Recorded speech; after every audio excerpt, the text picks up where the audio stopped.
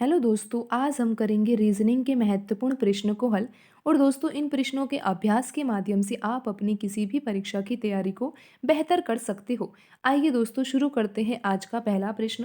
दोस्तों, यहाँ पर प्रश्न में एक नंबर सीरीज दी हुई है और उस नंबर सीरीज में एक पद मिसिंग है। आप देख सकते हो उसके स्थान पर प्रश्न चिन्ह दिया हुआ है।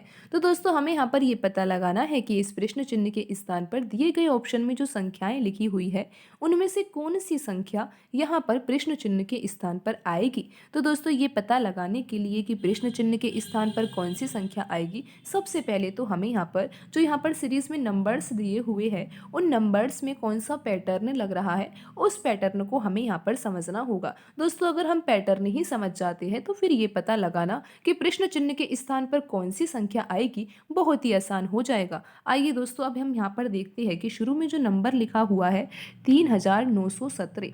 बिल्कुल दोस्तों, यहाँ पर लिखा हुआ है 3917। दोस्तों, पहले तो आप स्वयं इस प्रश्न को हल करके देखें, उसके बाद वीडियो में सॉल्यूशन को भी देखें, क्योंकि दोस्तों हो सकता है आप अलग पैटर्न से सवाल को हल कर रहे हो और हम यहाँ पर आपको अलग पैटर्न से सवाल समझा रहे हो। तो दोस्तों, आप ज़्यादा से ज़्यादा पैटर्नों को सीखो, जिससे परीक्षा में अगर ऐसे प्रश्न पूछे जाते हैं तो आपको वहाँ पर परीक्षा में कम समय लगे और आप प्रश्नों को हल भी कर पाओ। क्योंकि दोस्तों, ये जो प्रश्न है वो बिल्कुल ही अलग पैटर्न का है, तो आपको इस पैटर्न को तो सीखना ही चाहिए।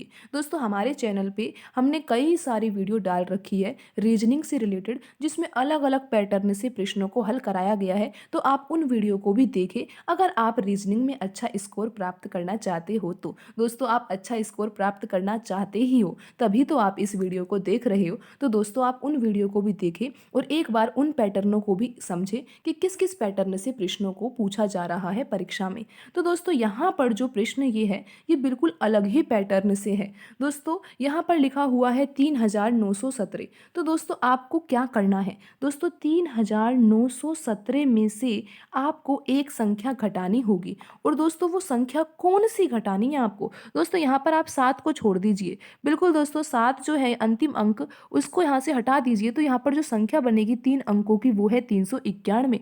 तो दोस्तों, आपको करना क्या है? 3917 में से 391 घटाना है। बिल्कुल दोस्तों, 3917 में से जब आप 391 घटाओगे तो आपको जो संख्या प्राप्त होगी वो संख्या वही है जो 3917 का अगला पद है। बिल्कुल दोस्तों, यहाँ पर 3917 में से 391 को घटाने पर 3526 प्राप्त हो रहा है, जो कि इस सीरीज का अगला पद है। तो समझे दोस्तों, यहाँ पर कौन सा पैटर्न फॉलो हो रहा है? दोस्तों, बिल्कुल ही अलग पैटर्न है। यहाँ पर आप देख रहे हो कि जो संख्या है वो 3917 है और इसमें से आपको कुछ घटाना है, और वो घटाना भी क्या है, वो भी इसी संख्या में छुपा हुआ है। 7 को हटा दीजिए तो बनने वाली संख्या अब क्या हो जाएगी? 391। और दोस्तों, 3917 में से जब आप 391 घटाते हो तो आपको एक संख्या प्राप्त होती है 3526, जो कि 3917 का अगला पद है। तो दोस्तों, यहाँ पर ये पैटर्न फॉलो हो रहा है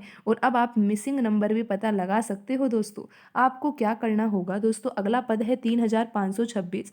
आपको दोस्तों इसमें से कुछ घटाना है, और घटाना क्या है दोस्तों? वो तो इस संख्या में ही छुपा हुआ है। 6 को हटा दीजिए, बनने वाली जो संख्या होगी अब 352 होगी। तो दोस्तों, 3526 में से आपको घटाना क्या है? 352 घटाना है। तो दोस्तों, जल्दी से हम यहाँ पर घटा लेते हैं। तो दोस्तों, आप यहाँ पर देख सकते हो कि यहाँ पर आएगा 4 और फिर आएगा यहाँ पर 7, और दोस्तों यहाँ पर आएगा 1 और यहाँ पर आएगा 3। तो दोस्तों, अब संख्या कौन सी आएगी? 3174।